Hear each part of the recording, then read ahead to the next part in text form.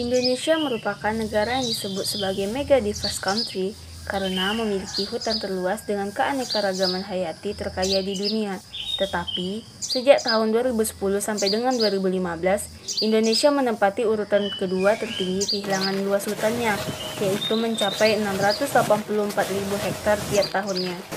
Hal ini diakibatkan oleh pembalakan liar, kebakaran hutan, perambahan hutan, serta alih fungsi hutan. Kebakaran hutan telah menjadi masalah yang sangat serius karena terjadi hampir di sebagian besar hutan Indonesia. Menurut data terbaru dari Kementerian Lingkungan Hidup dan Kehutanan di Indonesia, total luas hutan di Indonesia mencapai 125 hektar. Tetapi, sejak tahun 2010 sampai dengan 2015, Indonesia menempati urutan kedua tertinggi kehilangan luas hutannya. Akankah terus seperti ini? Sampai kapan?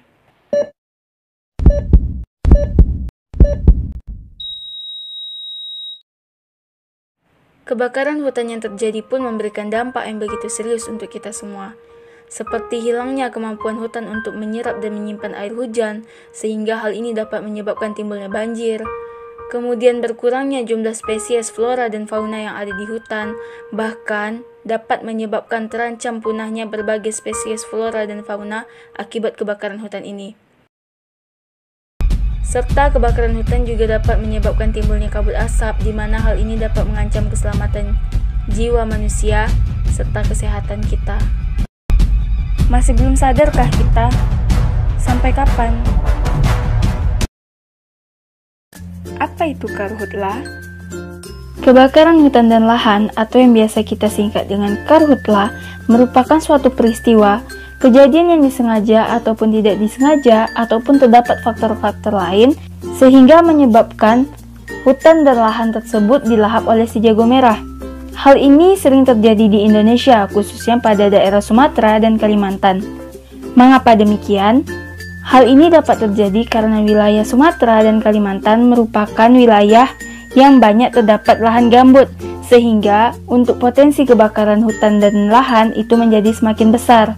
Karhutla ini dapat menyebabkan bencana kabut asap yang dapat mencemari udara dan juga mengganggu sistem pernapasan manusia.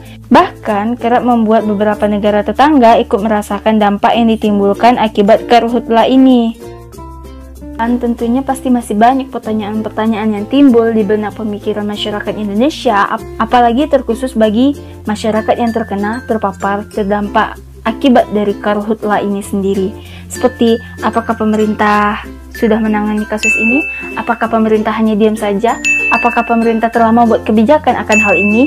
Sebenarnya pertanyaan tersebut sudah dijawab melalui undang-undang ataupun pasal-pasal yang telah dibuat oleh pemerintah.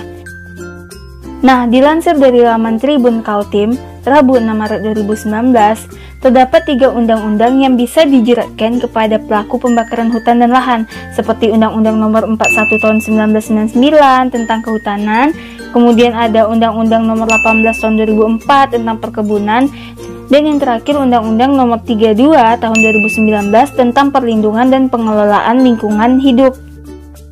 Meskipun sudah begitu banyak media-media informasi yang memberitakan akan karhutla ini, serta upaya-upaya yang sudah dilakukan oleh pemerintah, petugas-petugas, maupun masyarakat Indonesia sendiri, namun karhutla masihlah menjadi suatu fenomena luar biasa di Indonesia.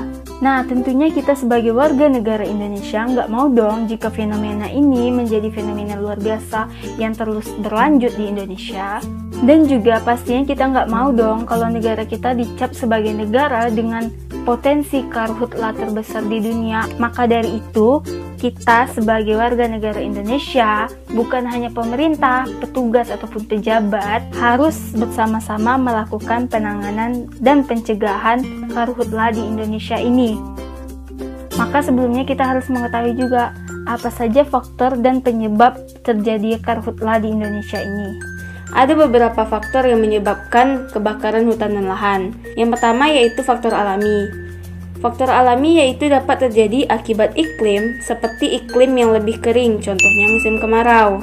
Selain itu, dapat disebabkan oleh faktor lain seperti pepohonan yang tersambar petir, aktivitas vulkanis, dan ground fire akibat kemarau terlalu panjang. Yang kedua yaitu faktor buatan. Faktor buatan ini biasanya terjadi akibat ulah manusia. Faktor buatan ini biasanya disebabkan oleh yang pertama, masyarakat atau industri yang ingin membuka lahan dengan cara melakukan pembakaran.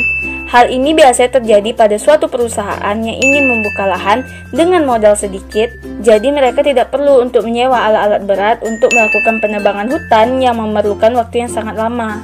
Faktor buatan yang kedua yaitu perambahan hutan.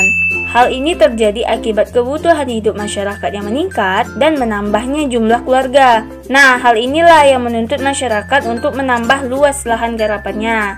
Dan faktor buatan yang ketiga ialah kebutuhan makanan ternak. Hal ini biasanya terjadi pada masyarakat yang hidup di dekat hutan, di mana masyarakat tersebut memiliki hewan ternak yang memerlukan makanan. Nah, jadi biasanya masyarakat akan membakar kawasan padang rumput yang sudah tidak produktif, agar setelah padang rumput tersebut dibakar, maka akan tumbuh rumput dengan kualitas yang lebih bagus dengan kandungan gizi yang baik. Nah, hal inilah yang menyebabkan rawan terhadap hutan sekitar untuk ikut terbakar. Dan yang terakhir, yaitu disebabkan akibat para pendaki yang lupa untuk mematikan api setelah selesai melakukan perkemahan di hutan. Untuk upaya pencegahan kebakaran hutan dan lahan atau Karhutla, sebenarnya di Riau sendiri, khususnya Polda Riau, sudah sering melakukan upaya pencegahan, baik preemptif maupun preventif. Upaya pencegahan preemptif yang sudah dilakukan yaitu berupa penyuluhan dan sosialisasi tentang larangan dalam membuka lahan dengan cara dibakar. Sedangkan untuk cara preventif yang sudah dilakukan yaitu dengan melakukan patroli. Patroli ini bertujuan untuk mencegah terjadinya kebakaran hutan dan lahan. Nah, untuk pencegahan kebakaran hutan dan lahan ini, sebenarnya tidak hanya pemerintah ataupun petugas yang memiliki kewajiban untuk menjalankannya, tetapi kita semua, baik pemerintah pusat, daerah, petugas, dan seluruh masyarakat yang ada di Indonesia ini. Nah, berikut ini merupakan upaya-upaya yang dapat dilakukan oleh masyarakat untuk mencegah terjadinya karhutla. Pertama, pada saat kemarau ataupun berangin, sebaiknya jangan sembarangan melakukan pembakaran. Kedua, jangan membuang puntung rokok dengan keadaan api masih menyala pada rumput, semak kering, ataupun lokasi yang rawan terbakar. Nah, jika ingin membuang puntung rokok, pastikan apinya sudah benar-benar mati. Ketiga, jangan membuka lahan perkebunan dengan cara membakar hutan. Nah, penting untuk diingat, jika ingin melakukan aktivitas pembakaran, usahakan dilakukan dengan minimal jarak 50 kaki dari bangunan dan 500 kaki dari hutan. Dan pastikan api sudah benar-benar padam setelah aktivitas pembakaran selesai. Nah, untuk menerapkan upaya-upaya pencegahan tersebut tentu saja dapat diwujudkan. Hal ini dimulai dari kesadaran diri kita tentang dampak yang mungkin dapat ditimbulkan, seperti kabut asap, kerusakan lingkungan, punahnya hewan-hewan, dan lain-lain. Nah, maka dari itu, marilah bersama-sama kita menjaga hutan kita dengan cara mencegah terjadinya kebakaran hutan dan lahan demi melestarikan lingkungan, mencegah terjadinya kabut asap, dan juga mencegah terjadinya kepunahan hewan-hewan yang ada di hutan.